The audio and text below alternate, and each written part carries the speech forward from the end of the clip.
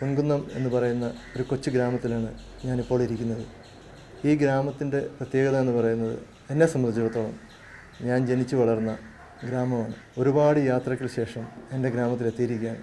ഈ വീടിൻ്റെ മുറ്റത്ത് അല്ലെങ്കിൽ വരാന്തയിലിരിക്കുന്ന ആ ഒരു പ്രതീതി, ആ ഒരു സന്തോഷം ഞാൻ വളരെ കാലം തൊട്ടേ ആഗ്രഹിച്ചിരുന്നതാണ്. അതിപ്പോൾ സാധ്യമായി. ഈ വീട്ടുമുറ്റത്തുകൂടി ഇങ്ങനെ ഉലാത്തുമ്പോഴാണ് ബാല്യകാലങ്ങളിലെ എൻ്റെ ഓർമ്മകൾ എന്നിൽ കൂടുതൽ ഓടിയെത്തുന്നത്. ഇവിടുത്തെ എൻ്റെ കൂട്ടുകാർ ഈ വൃക്ഷലതാദികളും പക്ഷികളും അണ്ണാനും കുരുവികളും ഒക്കെ ആയിരുന്നു.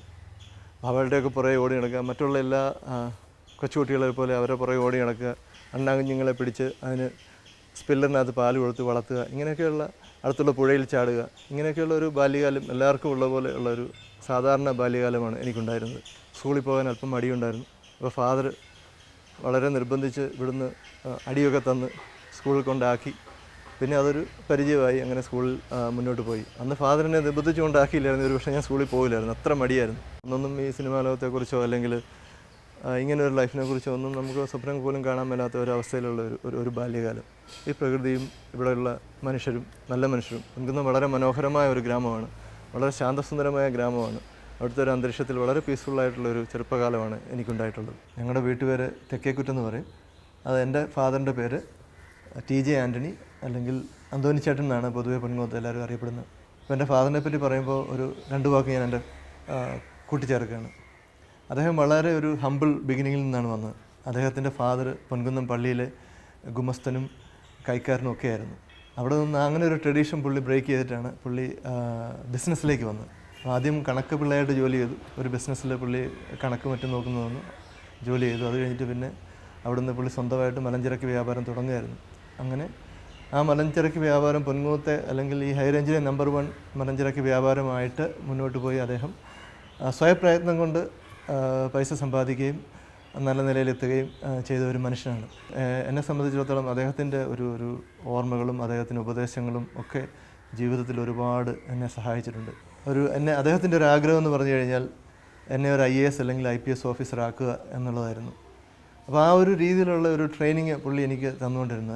അതുപോലെ പുള്ളി തന്നിരുന്ന ആ ഒരു ഫ്രീഡം എനിക്ക് തോന്നുന്നില്ല ഏതെങ്കിലും അച്ഛന്മാർ മക്കൾക്ക് കൊടുക്കും എന്നെനിക്ക് തോന്നുന്നില്ല. അതുപോലെ ഒരു ഫ്രീഡം തന്നാണ് ഞങ്ങളെ വളർത്തിയിരുന്നത്. എല്ലാ കാര്യങ്ങളും ഞങ്ങൾക്ക് പറഞ്ഞു തരികയും എന്ത് ചോദ്യം ചോദിച്ചാലും അതിന് മറുപടി പറയുകയും അങ്ങനെ ഒരു ഫ്രീ അല്ലെങ്കിൽ ഒരു ബ്രോഡ് മൈൻഡഡ്നെസ് ഞങ്ങൾക്ക് ഉണ്ടാക്കി തന്നു. ഇപ്പം ഈവൻ മദ്യപാനത്തെക്കുറിച്ച് സംസാരിക്കുകയാണെങ്കിൽ പോലും അദ്ദേഹം പറയുമായിരുന്നു, നിങ്ങൾക്ക് മദ്യപിക്കണമെങ്കിൽ നിങ്ങൾ വീട്ടിൽ ഇരുന്ന് മദ്യപിക്കുക. അതായത് നിങ്ങൾ കടയിൽ പോയി അല്ലെങ്കിൽ അങ്ങനെയുള്ള സ്ഥലത്ത് പോയി മദ്യപിക്കുക, ഞാൻ വാങ്ങിത്തരാം. ഇത് വലിയ സംഭവമൊന്നുമല്ല, നിങ്ങൾ അതിനൊന്നും അടിമയാവേണ്ട കാര്യമില്ല. ഇതൊക്കെ ജീവിതത്തിലെ നിസ്സാര സംഭവങ്ങളാണ്. അങ്ങനെയൊക്കെയുള്ള ചെറിയ ചെറിയ ഉപദേശങ്ങൾ തന്നതുകൊണ്ട് ഞങ്ങൾക്ക് ഇതിനെക്കുറിച്ചൊന്നും വലിയ ഒരു ആകാംക്ഷയോ അല്ലെങ്കിൽ അങ്ങനെ ചെയ്യണമെന്നുള്ള ആഗ്രഹങ്ങളൊന്നും ഉണ്ടായില്ലെന്നുള്ളതാണ്. അതുകൊണ്ടാണ് എനിക്ക് ഇത്രയും നല്ല രീതിയിൽ എൻ്റെ പേഴ്സണാലിറ്റി ഡെവലപ്പ് ചെയ്യാൻ എനിക്ക് സാധിച്ചത്. ഞങ്ങളുടെ കുടുംബം എന്ന് പറയുന്നത്, അതായത് അന്തോണി ചേട്ടനും അറിയാമ ചേട്ടത്തിക്കും കൂടി 7 മക്കളാണ്. 7 മക്കളിൽ 5ാമനാണ് ഞാൻ. ഞാനങ്ങനെ കളിയാക്കി പറയാറുണ്ട്, 5ാമൻ പഞ്ചവണ്ണ കിള്ളി എന്നൊക്കെ പറഞ്ഞ് ഞങ്ങൾ തമാശ പറയാമായിരുന്നു. പക്ഷെ എങ്ങനെയോ ഞാനൊരു കളർഫുൾ ലോകത്തിലേക്ക് വീണ്ടും എത്തി. അങ്ങനെ ഒരു കിളിയായി ഞാനിപ്പോൾ പറന്നുകൊണ്ടിരിക്കുകയാണ്. ഇനി ഈ പുഴയുമായിട്ട് എൻ്റെ ജീവിതത്തിന് ഒരുപാട് ബന്ധമുണ്ട്. അതായത് സ്കൂളിൽ പഠിച്ചുകൊണ്ടിരുന്ന ക്ലാസ്സൊക്കെ കട്ട് ചെയ്ത് ഇവിടെ വന്ന് ഒരുപാട് നീന്താനുണ്ടായിരുന്നു. ആ സൈഡിലായിട്ട് 2 പാറയുണ്ടായിരുന്നു, വലിയ 2 പാറകൾ നേരത്തെ ഉണ്ടായിരുന്നു. അതിപ്പോൾ അത് എനിക്കൊന്ന് ബ്ലാസ്റ്റ് ചെയ്ത് കളഞ്ഞു വന്നു. അപ്പോൾ ആ പാറയുടെ അപ്പുറത്തുനിന്ന്, ആ കരയിൽ നിന്ന് പാറയുടെ മുകളിൽ കൂടി ഇങ്ങനൊരു ഡൈവ് ചെയ്യുമായിരുന്നു. അന്ന് സ്കൂൾ കുട്ടികൾ ഞാൻ മാത്രമേ അത് ചെയ്യുള്ളായിരുന്നു. അന്ന് തുടങ്ങിയ ഒരു അഡ്വഞ്ചറസ് മെൻറ്റാലിറ്റി ആണെന്ന് തോന്നുന്നു എന്നെ സിനിമയിലും ഇങ്ങനെ ഒരു ഗ്രൂപ്പില്ലാതൊക്കെ ആക്ഷൻ ചെയ്യാൻ ഉള്ള ഒരു പ്രേരണ ഉണ്ടാക്കിയത്. അപ്പോൾ അങ്ങനെ ഈ പുഴയെന്ന് പറഞ്ഞു കഴിഞ്ഞാൽ എപ്പം എനിക്ക് സന്തോഷം തോന്നിയാലും ദുഃഖം തോന്നിയാലും ഞാൻ ഇവിടെ വന്ന് കുറച്ച് നേരം ഇരിക്കാറുണ്ട്.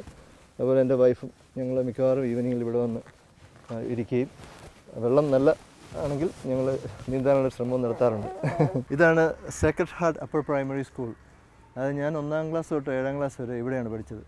അപ്പോൾ ഇവിടെ നിന്നാണ് എൻ്റെ വിദ്യാഭ്യാസ കാലത്തിൻ്റെ യഥാർത്ഥ തുടക്കം. ആ കാണുന്ന ഗ്രൗണ്ട്, അവിടെയാണ് ഞാൻ വോളിബോൾ കളിച്ച് പഠിച്ചത്. എൻ്റെ ഇവിടെയായിട്ട് അതിൻ്റെ ഒരു ജമ്പിംഗ് പിറ്റ് ഉണ്ടായിരുന്നു. അവിടെയായിരുന്നു ഞാൻ ഹൈ ജമ്പും പോൾ വാൾട്ടും ട്രിപ്പിൾ ജമ്പും ഒക്കെ ചാടിക്കൊണ്ടിരുന്നത്. അപ്പോൾ ഇവിടെ നിന്ന് പഠിച്ച വോളിബോൾ ഇവിടെ നിന്നാണ് തുടങ്ങിയത്. അതെന്നെ ഒരു പൂനെ യൂണിവേഴ്സിറ്റി ക്യാപ്റ്റൻഷിപ്പ് വരെ എത്തിച്ചു. അതുപോലെ അത്ലറ്റിക്സ് ആണെങ്കിലും പൂനെ യൂണിവേഴ്സിറ്റിയുടെ അത്ലറ്റിക് ടീമിൻ്റെ ക്യാപ്റ്റനായിരുന്നു.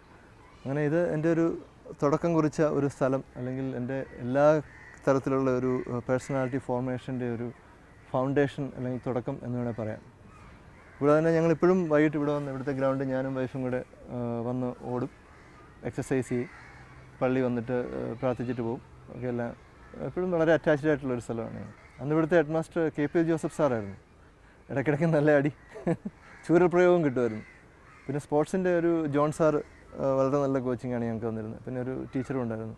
പിന്നെ അവിടെ മഠത്തിൽ ഞങ്ങൾ ഇടയ്ക്ക് ട്യൂഷനൊക്കെ പോകാറുണ്ടായിരുന്നു. മൊത്തം ഇവിടെ ഒരു അടിപൊളി സിറ്റുവേഷനായിരുന്നു. ഓട്ടവും മറിച്ചിലും ചാട്ടവും. ഇപ്പോഴും ആ നോസ്റ്റാളജിക് ഫീലിംഗ് ഇവിടെ വരുമ്പോൾ ഉണ്ടാകാറുണ്ട്. ആ ചെറുപ്പകാലം കൂട്ടുകാരെയൊക്കെ ഇടയ്ക്ക് വഴിക്ക് വെച്ച് കാണാറുണ്ട്. എപ്പോഴും കാര്യങ്ങളൊക്കെ ഞങ്ങൾ പങ്കുവെക്കാറുണ്ട്. ഇതാണ് പൊൻകുന്നം പള്ളി. ഇതിന് ഏകദേശം ഒരു 50 വർഷത്തോളം പഴക്കമുണ്ട്. വളരെ മനോഹരമായ ഒരു സ്ഥലമാണ്. ഇവിടെ നോക്കിക്കഴിഞ്ഞാൽ നല്ല മലകളും കുന്നുകളും ഒരുപാട് വൃക്ഷങ്ങളും ഇവിടെ നിന്ന് കാണാൻ പറ്റും. ഈ പള്ളിയുമായിട്ട് എൻ്റെ ലൈഫിന് ഒരുപാട് ബന്ധമുണ്ട്. കാരണം ഈ പള്ളിയിലാണ് എൻ്റെ മാമോദിസ നടത്തിയത്. അതുപോലെ തന്നെ എൻ്റെ കുഞ്ഞിൻ്റെ മാമോദിസ ഇവിടെ നടത്താനായിട്ട് തീരുമാനിച്ചിരിക്കുകയാണ്. പിന്നെ വേറൊരു ബന്ധം ഈ പള്ളിയായിട്ടുള്ളത്, എൻ്റെ ഫാദറും ഗ്രാൻഡ് ഫാദറും ഒക്കെ ഈ പള്ളിയിൽ ജോലി ചെയ്തിരുന്നു. അതായത് ഇവിടെ ഈ പള്ളിയായിട്ട് വളരെ ഇതായിട്ട് അസോസിയേറ്റ് ചെയ്ത് വർക്ക് ചെയ്തിരുന്നു. പള്ളിയുടെ പരിസരത്താണ് ഞങ്ങൾ ആദ്യം താമസിച്ചുകൊണ്ടിരുന്നത്, ഞാനൊക്കെ ഉണ്ടാകുന്നതിന് മുമ്പ്. പിന്നെ ഈവനിങ്ങിലൊക്കെ ഞാനും വൈഫും കൂടെ എപ്പോഴും ഇവിടെ വരികയും തൊട്ടപ്പുറത്തുള്ള ഗ്രൗണ്ടിൽ എക്സസൈസ് ചെയ്യുകയൊക്കെ ചെയ്ത് ഇവിടെ വന്ന് ഈവനിങ് പള്ളി പ്രാർത്ഥിക്കാറുണ്ട്.